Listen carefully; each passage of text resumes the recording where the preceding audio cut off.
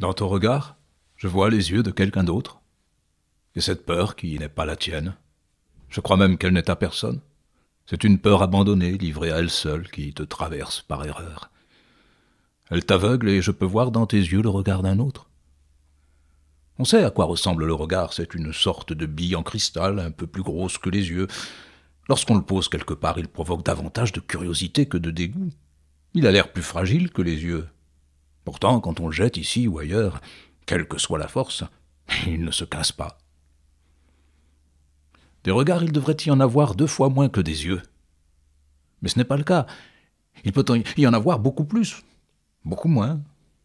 On peut sortir et ne voir que des yeux, pas un regard. Ou bien rester là et voir les innombrables regards d'un seul visage. Le regard met de la couleur partout si on le laisse faire. Alors pourquoi ne pas le laisser faire ? Puisqu'il se déplace sans laisser ni tache ni trace de larmes sur les joues des autres. Le regard se sent moins seul que les yeux. Il est plus large, plus rond aussi. L'œil brille, le regard illumine. Les yeux sont morts, le regard est meurtrier. Mais c'est un meurtre sans conséquence pour une mort momentanée, comme dans un jeu d'enfant. Oui, regarder est un jeu d'enfant. Le regard n'a pas besoin de plusieurs yeux. Un seul peut suffire. Regardez le cyclope. Ou pour aller au plus facile, regardez l'oiseau qui de profil est une sorte de cyclope. Avec un œil derrière la tête, un regard sans arrière-pensée, avec un bec en guise d'oreille gauche ou droite.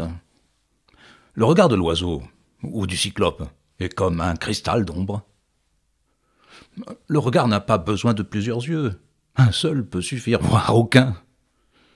Mais le regard aveugle ne nous cerne pas, ne nous concerne pas, ne nous regarde pas. Le regard, quand on le jette ici ou ailleurs, quelle qu'en soit la force, il ne se casse pas. Il éclate.